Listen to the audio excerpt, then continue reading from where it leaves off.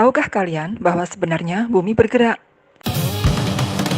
Coba lihat, ini adalah rotasi, yaitu gerakan bumi berputar pada porosnya sendiri. Kecepatan rotasi bumi adalah 1760 km per jam atau sekitar 470 meter per detik. Kalau ini namanya revolusi bumi, yaitu perputaran bumi mengelilingi matahari. Kecepatan revolusi bumi adalah 107.000 km per jam atau 336 kali lipat lebih cepat daripada kecepatan mobil Ferrari. Namun, mengapa kita tidak bisa merasakan kecepatan itu? Kita tidak bisa merasakan kecepatan bumi karena bumi selalu bergerak dengan kecepatan konstan.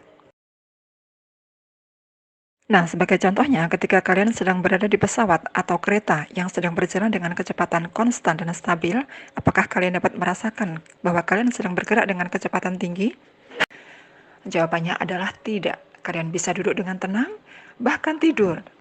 Lebih jauh lagi ketika pramugari datang memberikan minuman, apakah air di gelas itu berguncang? Jawabannya adalah tidak, karena pesawat sedang bergerak dengan kecepatan konstan. Rotasi bumi adalah perputaran bumi pada porosnya, dengan arah perputaran dari arah barat ke timur. Masa rotasi bumi memerlukan waktu 23 jam, 56 menit, dan 4,091 detik, atau dibulatkan 24 jam. Rotasi bumi menimbulkan berbagai peristiwa atau fenomena yang membawa dampak pada kehidupan kita di muka bumi ini. Dampak rotasi bumi yang pertama yaitu pergerakan semu harian benda-benda langit, termasuk matahari. Setiap hari kita menyaksikan matahari seolah-olah terbit dari sebelah timur, lalu tenggelam di sebelah barat. Itu disebut sebagai gerak semu, karena sebenarnya bukan matahari yang mengelilingi bumi, tetapi bumilah yang berotasi dari arah barat ke sebelah timur. Jadi seolah-olah matahari terbit dari timur dan tenggelam di barat. Seperti ketika kita sedang naik di mobil yang sedang berjalan, maka kita melihat seolah-olah pohon-pohon itu bergerak ke belakang. Padahal tidaklah demikian yang terjadi sebenarnya. Yang sebenarnya terjadi adalah kita yang bergerak maju dan pohon-pohon itu diam. Ini disebut sebagai gerak semu. Demikian juga dengan matahari yang seolah-olah terbit dari timur dan tenggelam ke barat. Jadi, bisa kalian pahami kan? Dampak berikutnya adalah pergantian siang dan malam. Belahan bumi yang mendapatkan sinar matahari mengalami siang, sedangkan bagian bumi yang tidak mendapatkan sinar matahari mengalami malam. Dampak berikutnya adalah perbedaan waktu. Akibat dari rotasi bumi, maka tempat-tempat yang berada di sebelah timur mengalami siang terlebih dahulu daripada tempat-tempat yang terletak di sebelah barat. Oleh karena itu, pada setiap negara dan wilayah memiliki penghitungan waktu sendiri yang didasarkan pada Greenwich Mean Time. Pembagian waktu berdasarkan garis bujur ditetapkan berdasarkan 0 derajat yang melintas di kota Greenwich. Garis bujur adalah garis hayal yang ditarik dari ujung kutub utara sampai ke kutub selatan. Karena bumi berbentuk bulat 360 derajat dan kala rotasi bumi adalah 24 jam, maka setiap selisih 1 derajat bujur, maka selisih waktunya adalah 1 dibagi 360 derajat kali 24 jam sama dengan 4 menit. Untuk menyeragamkan pembagian waktu di seluruh dunia, maka bumi dibagi menjadi 24 daerah waktu. Meridian Greenwich terletak di tengah-tengah zona waktu. Masing-masing daerah waktu memiliki selisih waktu 1 jam dengan lebar 15 derajat bujur. Setiap 15 derajat bujur, waktunya selisih 1 jam. Wilayah yang terletak di sebelah timur Greenwich, maka waktu menjadi 1 jam terlebih dahulu, mendahului 1 jam pada setiap zona. Wilayah yang terletak di sebelah barat Greenwich atau bujur barat, maka waktunya tertinggal 1 jam, atau lebih mundur 1 jam pada setiap zona. Dampak berikutnya dari rotasi bumi adalah pembelokan arah angin. Menurut hukum Weisbeller, udara akan mengalir dari daerah yang bertekanan tinggi menuju daerah yang bertekanan rendah, sehingga udara dari kutub utara dan kutub selatan akan bertiup menuju garis khatulistiwa. Namun, karena pengaruh rotasi bumi, udara itu akan dibelokkan menuju ke timur sesuai dengan arah rotasi bumi, yaitu dari barat menuju ke timur. Dampak rotasi berikutnya yaitu pembelokan arah arus laut. Seperti arah angin, maka arus laut juga menyimpang sesuai dengan arah rotasi bumi. Arah arus laut dipaksa membelok ketika dia sudah sampai di belahan bumi utara dan belahan bumi selatan. Pembelokan arus laut berdampak pada pembelokan arah kapal-kapal yang berlayar di samudera yang luas, sehingga kapal perlu mengatur arah jalur tujuan. Dampak berikutnya adalah perbedaan percepatan gravitasi bumi di permukaan bumi. Bumi berbentuk bulat pepat, artinya menggembung di bagian khatulistiwa. Hal ini menyebabkan gravitasi di kutub utara dan kutub selatan lebih besar daripada gravitasi bumi di khatulistiwa. Bumi selalu berotasi, dan gaya yang bekerja disebut gaya sentrifugal. Gaya sentrifugal ini yang menyebabkan bentuk bumi menjadi menggembung. Jadi, jarak antara pusat bumi dengan ekuator lebih besar daripada jarak antara pusat bumi ke kutub utara maupun kutub selatan. Oleh karena itu, gaya gravitasinya juga berbeda. Di ekuator, gaya gravitasinya lebih kecil karena jarak dari ekuator ke pusat bumi lebih besar. Sedangkan di kutub utara dan kutub selatan, gaya gravitasinya lebih besar karena jarak antara kutub utara dan selatan ke pusat bumi lebih pendek. Perbedaan gravitasi bumi ini berdampak pada pengaturan kecepatan dan ketinggian terbang satelit.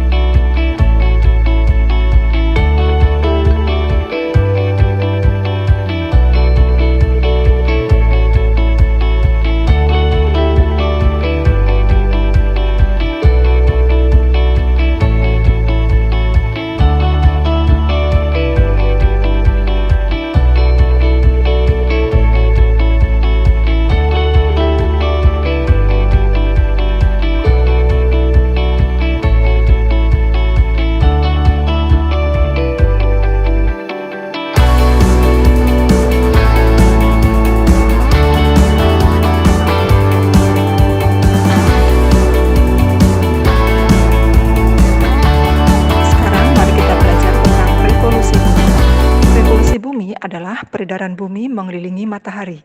Revolusi bumi merupakan akibat tarik-menarik antara gaya gravitasi matahari dengan gaya gravitasi bumi. Bidang orbit bumi mengelilingi matahari disebut bidang ekliptika. Pada saat mengorbit ke matahari, bumi selalu miring 23,5 derajat terhadap garis yang tegak lurus ekliptika.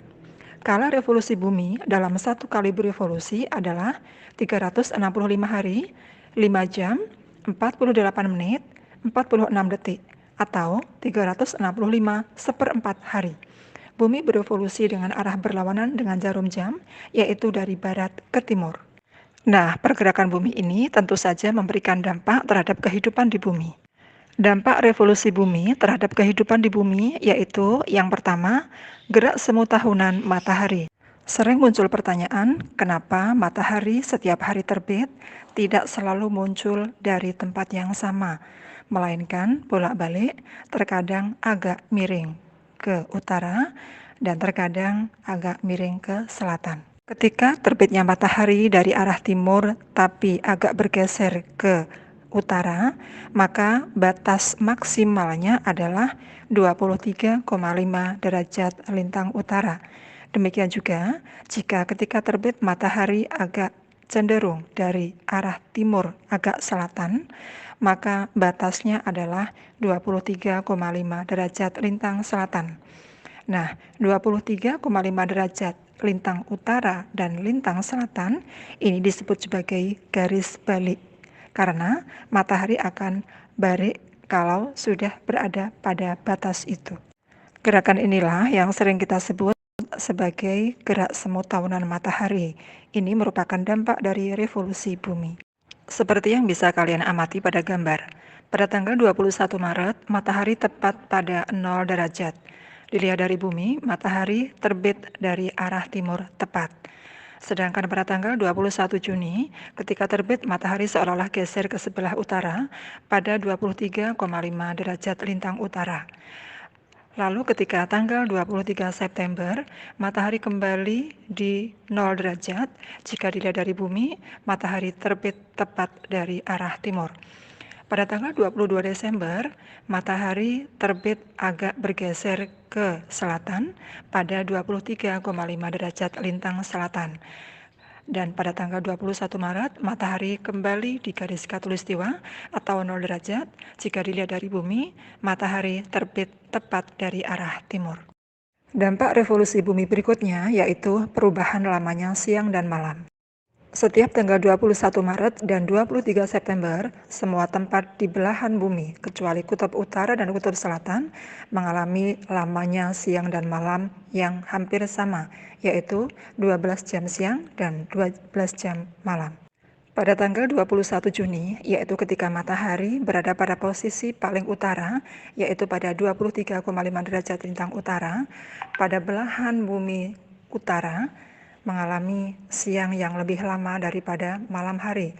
Sedangkan di kutub selatan mengalami hal sebaliknya, yaitu malam hari lebih panjang daripada siang hari. Ketika itu, di kutub utara terjadi matahari bersinar 24 jam. Artinya sepanjang hari mengalami siang hari. Dan sebaliknya, di kutub selatan mengalami malam selama 24 jam. Pada tanggal 22 Desember, yaitu ketika matahari berada pada posisi paling selatan, yaitu pada 23,5 lintang selatan, yang terjadi di kutub utara adalah matahari bersinar lebih pendek, artinya siang hari lebih sebentar daripada malam hari. Dan sebaliknya, di belahan bumi selatan mengalami malam yang lebih pendek daripada siang. Wilayah kutub utara ketika itu selama 24 jam tidak mendapatkan sinar matahari, sehingga mengalami malam 24 jam, dan sebaliknya di kutub selatan ketika itu mengalami siang 24 jam. Dampak revolusi berikutnya yaitu pergantian musim. Setiap wilayah di muka bumi memiliki musim yang berbeda-beda sesuai dengan intensitas cahaya matahari yang didapatkannya. Wilayah yang terletak antara garis khatulistiwa sampai garis balik utara dan garis balik selatan, yaitu pada 23,5 derajat lintang utara dan lintang selatan, hanya mengalami dua musim, yaitu musim hujan dan musim kemarau, seperti Indonesia ini. Contohnya adalah Jepang, Korea, dan juga Australia. Dampak berikutnya adalah perubahan kenampakan rasi bintang. Rasi bintang adalah susunan bintang-bintang yang bisa dilihat dari bumi dan membentuk pola tertentu. Bintang-bintang membentuk sebuah rasi yang sebenarnya bintang itu tidak terletak pada letak yang berdekatan. Karena letak bintang itu sangat jauh, maka jika diamati dari bumi, seolah-olah bintang itu berdekatan dan membentuk pola tertentu. Rasi bintang yang kita kenal misalnya Taurus, Aries, Pisces, Aquarius, dan lain sebagainya. Akibat dari revolusi bumi, maka bintang-bintang yang terlihat dari bumi seolah-olah bentuknya selalu berubah. Dan dampak terakhir dari revolusi bumi adalah kalender Masehi. Kalender Masehi itu contohnya bulan Januari, Februari, Maret, sampai Desember, dan tahunnya juga seperti sekarang ini, tahun 2023. Perhitungan kalender Masehi ini didasarkan pada kala revolusi bumi mengelilingi matahari, di mana waktu yang diperlukan bumi untuk mengelilingi matahari satu kali putaran yaitu 365 lebih seperempat hari. Inilah yang kita sebut 1 tahun.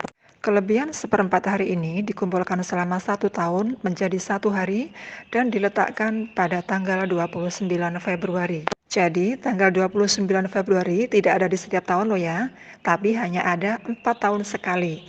Nah, tahun di mana ada tanggal 29 Februari itu disebut tahun kabisat, yaitu tahun yang habis jika dibagi 4. Misalnya tahun 2012, tahun 2016.